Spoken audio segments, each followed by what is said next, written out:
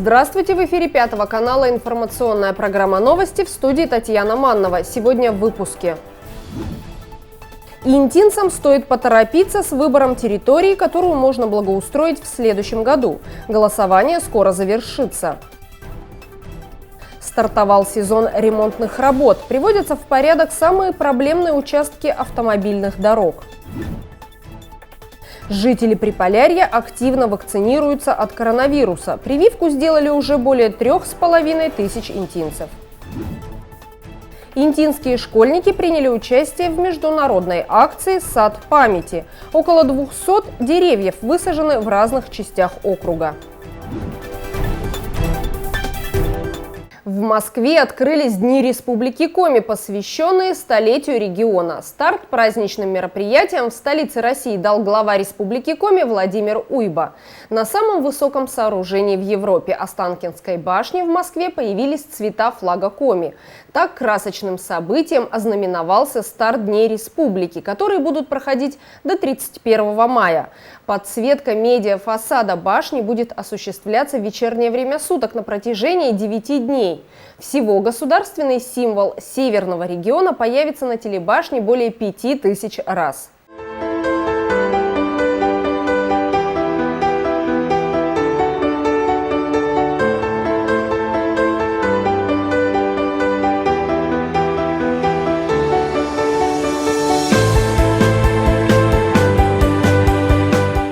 До конца голосования по выбору объектов, которые будут благоустроены в 2022 году, осталось меньше недели. У интинцев еще есть время, чтобы определиться и выбрать одну из 15 общественных территорий, представленных на сайте проекта формирования комфортной городской среды 11.городсреда.ру. 30 мая завершается прием голосов. До этого времени интинцы могут зайти на единую онлайн-платформу и отдать свой голос за одну из представленных общественных территорий. Напомним, что в перечень общественных территорий, за которые можно проголосовать, вошли площадь Комсомольская и площадь Ленина, парк культуры и отдыха улицы Горького и Кирова, площадка вблизи детского мира по улице Куратова, дом 50А, территория на месте снесенного многоквартирного дома номер 24 по улице Кирова, территории между многоквартирными домами 31 и 35 по улице Мира, между домами номер 30 и 34 по улице Куратова, зона возле водонапорной башни вокруг здания администрации округа, территория между школой номер 8 и магазином «Адак», участок проезда автодороги от дома номер 30 по улице Мира до здания улицы Мира 24А возле магазина «Зоя». За каждой территорией закреплен куратор, депутат Совета муниципального образования городского округа Инта. Я призываю всех интинцев участвовать в голосовании. Те, кто еще не успел это сделать, очень прошу поддержать этот проект, потому что это очень важно. От того, как мы проголосуем и куда вложим деньги, будет зависеть наша комфортная действительно жизнь в этом городе. Поэтому я всех призываю проголосовать. Я лично проголосовал за тротуары на улице Куратова, потому что там действительно ходит очень много людей, и эта территория требует благоустройства, и это будет выгодно всем нашим интинцам. Поэтому голосуйте кто за что хочет, а мы призываем вас просто взять и проголосовать.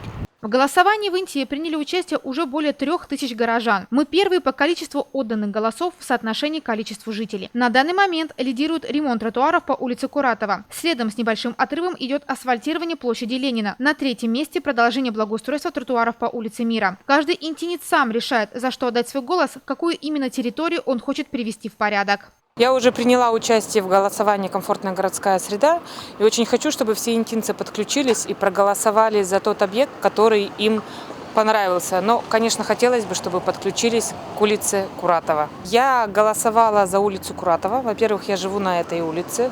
Во-вторых, мне очень понравилось, как сделали в прошлом году там освещение. Я думаю, что нужно сделать дорогу обязательно. Там гуляет очень много людей, там катаются дети на велосипедах.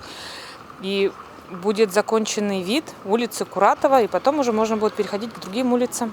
Парки, скверы, тротуары, заезды, площади – все это можно благоустроить и осовременить с помощью федерального проекта формирования комфортной городской среды. Нужно только проявить активность, выбрать территории из списка и отдать свой голос. Коммунальщики не теряют времени зря. Начался ямочный ремонт на дорогах. В хорошую погоду бригады рабочих трудятся с раннего утра и до позднего вечера. Приводятся в порядок наиболее проблемные участки улично-дорожной сети. Резкие перепады температур после каждой зимы оставляют на дорожном покрытии следы в виде выбоин и ям.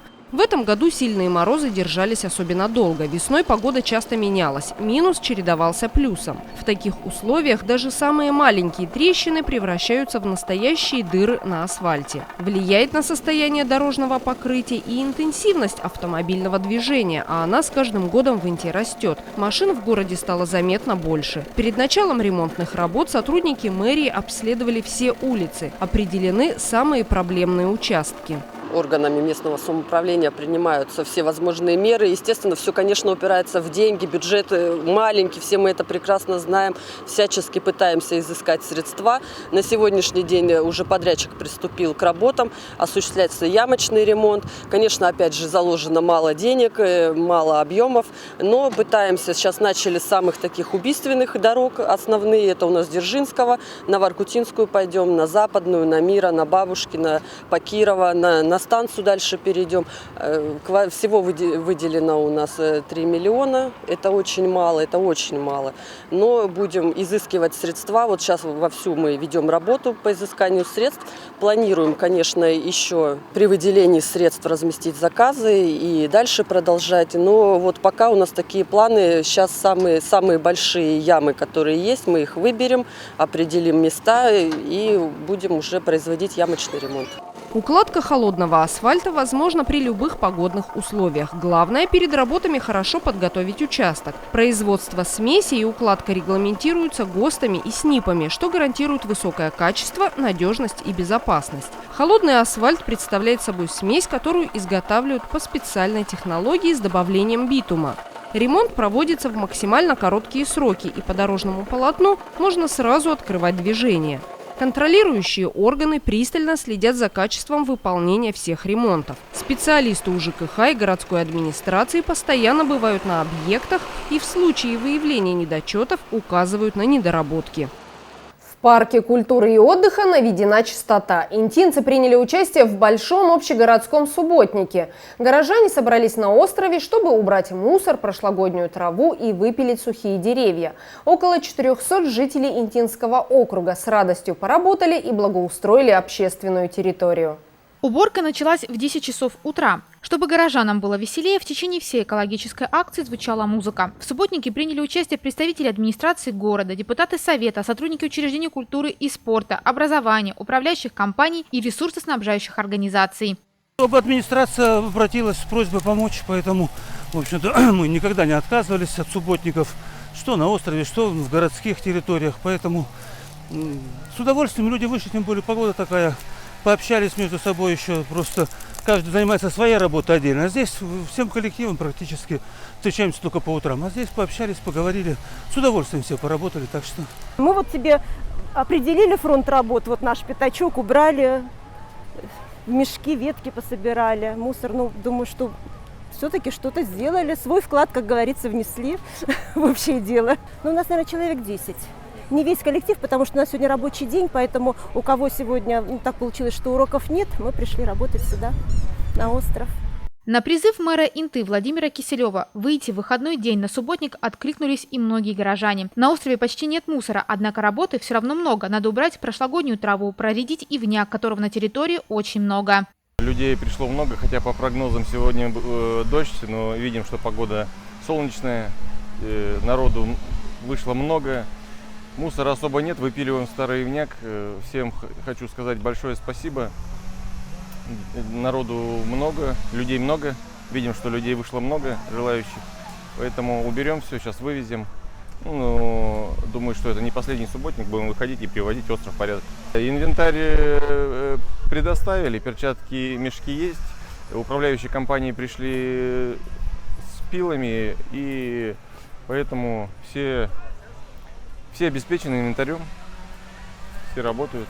Интинцы пришли целыми семьями, ведь на острове благодаря программе формирования комфортной городской среды появилась благоустроенная игровая площадка, где дети с удовольствием проводят время. На острове мы бываем на самом деле не часто, потому что живем в другом конце города. Но приход на остров всегда для нас праздник, потому что он действительно преобразился. Появились дорожки, можно кататься на велосипедах. И дочери очень нравится площадка детская, которая здесь появилась.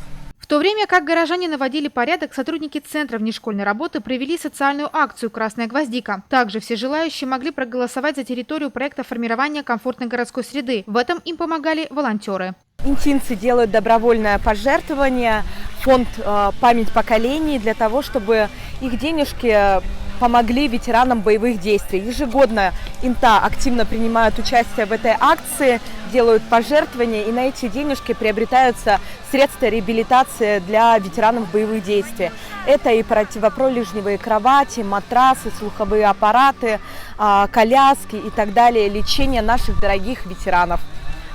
Мы сегодня активно поработали и собрали уже большое количество пожертвований. Интинцы, добрые интинцы, делают пожертвования от чистого сердца.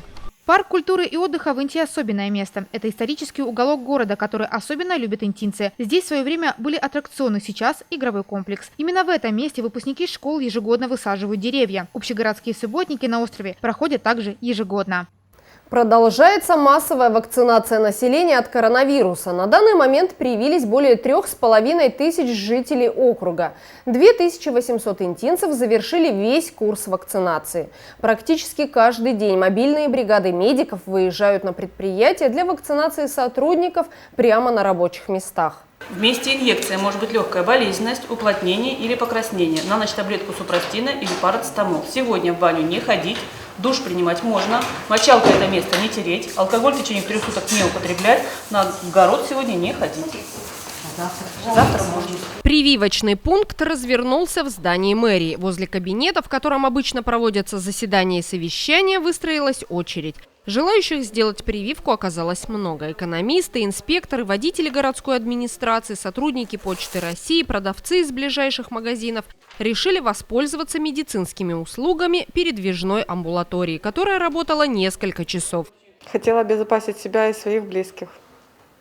Не сделала раньше, потому что не было возможности. Сотрудница городской администрации Кристина Богаткова и ее коллеги еженедельно ведут прием населения. Несмотря на соблюдение всех мер предосторожности, риск заражения коронавируса не исключен. Поэтому вакцина в настоящее время единственное средство, с помощью которого можно остановить распространение опасного инфекционного заболевания. Мы получили порядка 5000 доз вакцины. Это совместно и Гамковид-Вак, и Эпивак Корона. Из этих 5000 полученных доз нами уже большая часть расходована. Мы привили более 3500 человек, где-то 3600, получили первый свой компонент, и 2800 человек получили уже второй компонент. Прививаются очень разные категории населения, и разные возрастные группы, и разного социального статуса люди прививаются. Прививаются активно. Если мы наблюдали активность в начале прививочной кампании среди лиц старше 60 лет, то теперь прививаются и молодые люди, и переболевшие в том числе. У переболевших мы наблюдаем такую вот уже абсолютно четкую картинку, что через 6-8 месяцев после перенесенного заболевания антитела снижаются и сходят на нет. Поэтому уже через полгода после перенесенного заболевания можно спокойно прививаться. И постпрививочный иммунитет, он значительно в десятки раз выше иммунитета после перенесенного заболевания. Поэтому прививка после перенесенной болезни, она эффективна, она стимулирует иммунитет, и она воспринимается организмом как ревакцинирующая доза. То есть на остаточные антитела мы добавляем прививочку, и иммунитет усиливается тем самым. Вакцинация проводится совершенно бесплатно. Перед процедурой все пациенты проходят необходимый медицинский осмотр, заполняют анкету, получают рекомендации по наблюдению за здоровьем после прививки. Также врачи предупреждают о возможных побочных эффектах – подъем температуры тела, слабость или неприятные ощущения в месте укола. Но никакая нежелательная реакция не сравнится с тяжелыми осложнениями заболевания. С начала пандемии коронавирусом заразились 650 интинцев, 30 человек умерли. Чтобы остановить распространение ковида, необходимо, чтобы иммунитет к вирусу приобрело большинство жителей. Варианта только два – либо переболеть, либо сделать прививку. Эпидемиологи уверяют, вакцинация – более безопасный вариант. Однозначно лучше прививаться, потому что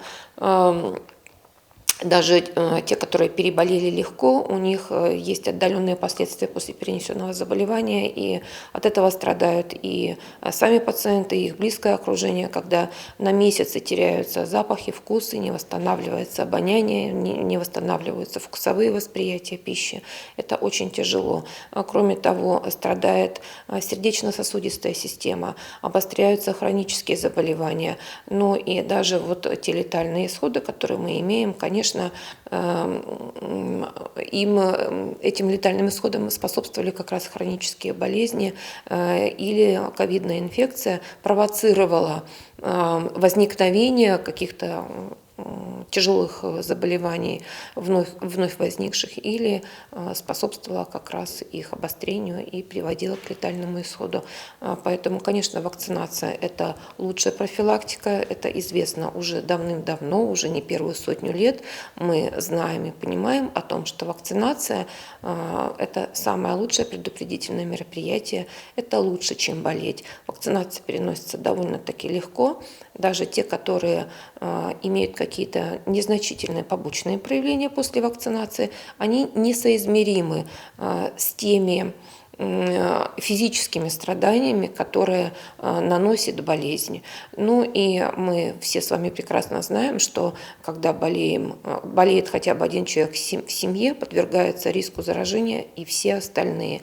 И у нас еще есть факты повторных заражений, то есть люди, которые очень легко, малосимптомно или бессимптомно перенесли болезнь, у них иммунитет пропадает к этому заболеванию очень быстро, и они могут заразиться повторно, и повторно они болеют намного тяжелее и ярче, и последствия после перенесенной болезни гораздо более неприятные. Интинские врачи приглашают всех жителей округа, кто еще не сделал прививку, на вакцинацию. Несколько прививочных кабинетов открыты в поликлинике номер 1. На выходных по субботам и воскресеньям в центре города работает передвижной прививочный пункт. Мы активно работаем в Доме быта. У нас продолжается вакцинация в выходные дни. Каждую субботу-воскресенье, каждый выходной день в Доме быта работает мобильный прививочный пункт.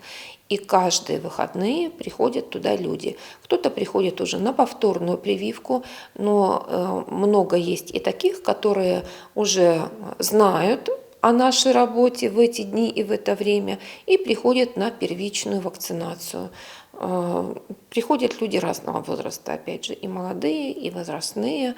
То есть мы очень благодарны интинцам за их отклик, за их сознательность, ответственное отношение не только к своему здоровью, но и к здоровью окружающих людей, как близкого окружения, так и незнакомых людей, потому что мы сталкиваемся и в магазинах друг с другом, да, и, конечно, привитые, они создают вот эту подушку безопасности для общества. Проблем, связанных с нехваткой вакцины от коронавируса, в Инте нет. При отсутствии медицинских противопоказаний прививку может сделать любой желающий старше 18 лет. Также специалисты напоминают о необходимости носить маски, перчатки и соблюдать социальную дистанцию в общественных местах. Пренебрегать мерами предосторожности нельзя. Открыт трудовой сезон для несовершеннолетних. Первая смена отряда мэра приступила к работе. Каждый год подростки от 14 до 18 лет убирают самые грязные участки города. Но на этом их деятельность не заканчивается. Активисты также с большим энтузиазмом принимают участие и в других мероприятиях, в том числе социально значимых. Активная интинская молодежь присоединилась к профилактическому мероприятию, организатором которого выступили сотрудники МЧС города и Управления по делам гражданской обороны, антитеррористической и пожарной безопасности администрации. Май месяц – это окончание учебного года. Никаких особых акций, которые требуют подготовки большой, в мае месяце не планируется. Ну вот сегодня прошла акция по предупреждению населения о том, что особый противопожарный режим действует на территории нашего муниципалитета, как и других муниципалитетов, о том, что нельзя разжигать костры и нужно беречь природу и себя в том числе. А вот в июне месяце, я думаю, исходя из опыта, там День России 12 числа, мероприятие День молодежи, вероятно, участие наше в мероприятиях будет, если ковид нам это не запретит. Сейчас на территории округа введен особый противопожарный режим. Главная цель профилактической акции – повышение уровня знаний граждан о правилах пожарной безопасности. Практически всегда пала травы происходит по вине человека. Сухая растительность может легко воспламеняться от оставленного без присмотра костра и непотушенной сигареты или случайно брошенной спички. Хотелось бы сказать элементарные требования пожарной безопасности в летний период на местах отдыха. В первую очередь, конечно, не оставлять бутылки, стекла и прочий мусор, особенно на солнечных полянах. Затем не стоит выжигать траву, оставлять на природе обтирочный материал, например, который был пропитан какими-нибудь легковоспламеняющимися жидкостями. И также сжигать мусор и листву. То есть это можно делать только в специально отведенных местах, вдали от листов, заборов, построек, жилых домов, не менее 5 метров. И в специально оборудованных, скажем так, емкостях, например, бочка. При этом рядом должны находиться привычные средства пожаротушения, например, огнетушитель, вода и песок. На центральной площади ребята раздавали памятки и напоминали жителям об основных правилах поведения в летний период на местах отдыха, а также об ответственности за их нарушение. Нередко виновниками пожаров в этот период являются дети. Стоит уделить максимальное внимание детям, проводить с ними разъяснительные беседы, что спички им не игрушка, что нельзя бросать в костер незнакомые предметы, аэрозольные баллоны, упаковки. И от их правильного поведения зависит порой их жизнь. К нарушителям противопожарных правил будет применена административная ответственность в виде штрафов, а также предупреждений. При нанесении крупного материального ущерба возможна уголовная ответственность. Так, обнаружив пожар, следует сообщить об этом по телефонам со стационарного 01, а с мобильного 101 и 112. Любое чрезвычайное происшествие лучше предотвратить, чем справляться с его последствиями. Необходимо уделять огромное внимание именно профилактической работе, считают пожарные спасатели. И сейчас, когда на улице установилась плюсовая температура, вопрос пожарной безопасности на местах отдыха особенно актуален. Специалисты привлекают молодежь к подобным акциям неспроста. Раздавая памятки, подростки сами задумываются о важности пожарной безопасности, а значит, обязательно расскажут о правилах поведения на природе своим друзьям и знакомым. После раздачи листовок ребята приступили к работе. С 17 мая стартовала первая майская смена отряда мэра. Каждый год подростки от 14 до 18 лет убирают самые грязные участки города. В нынешней смене трудятся 2 отряда, в общей сложности это порядка 60 ребят. Они работают 2 часа до 2 часов. Дети очень работоспособные, всегда бывают, но мы только начали 5-ю трудовую четверть, поэтому еще пока не присутствует этот ажиотаж, адреналин, когда дети быстро и ловко все убирают. Много новеньких. Поэтому мы не торопим их сейчас. Самое главное, чтобы ребята вошли в этот трудовой процесс, чтобы были аккуратны, чтобы не повредили себе глаза, руки, ноги, чтобы у них не заболели спины от частого наклона. Это подростки, и мы понимаем, что их здоровье надо в том числе беречь. И собрать мусор, естественно. В свой второй рабочий день отряд мэра убирал зеленую зону у здания ГУНО. Ребята собирали крупный мусор и ветки. Все собранное складировали в мешки, которые потом будут вывезены. Чуть позже ребята вернутся на эту территорию, чтобы закончить работу, убрать мелкий мусор и подмести. Нет, не сложно. Легко ты ходишь, собираешь. Иногда бывает, сложно тогда, когда тепло. Прям, печет иногда. Ничего сложного нет. Скажи, может быть, после того, как ты пошел в отряд мэра, кто-то из своих друзей, одноклассников за тобой потянулся? Да, и одноклассники, и друзья. И они меня туда затянули. Я бы не сказала, что это сложно. Там ветки собирать, мусор, главное не стекло не железяки какие-то, которые могут повредить. Ну, наши педагоги заботятся о нас. Так, это не тяжелая работа. Мне нравятся новые друзья, новые знакомства. Константин и Дарья записываются в отряд мэра уже не первый год. Изначально была цель – заработать денег на карманные расходы. Но очень быстро ребята поняли, что отряд дает возможность совместить приятное с полезным. Немного заработать, завести новые знакомства и провести время с друзьями. Вместе сделать наш город чище и красивее. Мне было 14, я захотела пойти заработать деньги, посмотреть, каково это, как взрослая жизнь. И пошла записываться в отряд мэра, познакомилась с друзьями, мне понравилось, и вот педагог Алексей Головкин очень хороший. Вот, мне нравится у него работать, и мы очень часто видимся. Ребята трудятся на 0,25 ставки. За 2 часа работы в будни в течение 10 дней они получат 3300 рублей без учета подоходного налога. Также им выплатят материальную помощь от Центра занятости населения в размере 1100 рублей. Разные смены получат разное денежное вознаграждение, ведь в некоторые месяцы подростки работают больше времени. Набор идет очень медленно, но медленно не в том плане, что нет желающих. Июль. Сейчас уже подходит и август, те, кто уезжает и хотят забить себе место. На июнь уже набрана группа, отряды из 100 человек. С 1 июня на 15 дней они приступят к труду. Надо сказать, что это самое в денежном выражении будет обеспеченная группа, потому что 15 дней стоят дороже, чем 10. Майская смена только началась, впереди у ребят еще много работы. Отряд мэра планирует убирать самые посещаемые места города – парки, скверы, площади и речной берег. Инта присоединилась к международной акции «Сад памяти». В скверах, парках, на площадях возле памятников появились новые деревья, которые высадили учащиеся образовательных организаций. Подобные эколого-патриотические мероприятия проводятся в муниципалитете регулярно. С раннего детства юных горожан приучают заботиться о природе, любить родной город и знать историю. 10-я школа имеет много славных традиций. Ежегодно школьники принимают участие в различных акциях по благоустройству общественных территорий. Особое внимание уделяется скверу шахтерской славы, который находится рядом с образовательной организацией. В этом году 11-классники высадили здесь 25 деревьев, саженцев берез и рябин. В нашем городе есть традиция выпускникам сажать деревья. И в этом году в нашей школе выпала честь облагородить парк шахтеров. Я считаю, что мы растем, и эти деревья растут вместе с нами. То есть в них мы оставляем частичку себя, частичку любви к родине, к своему городу. И я думаю, когда мы будем приезжать сюда на выходных, на каникулах, мы будем смотреть и вспоминать свои школьные годы и годы, проведенные в родном городе, любимом городе.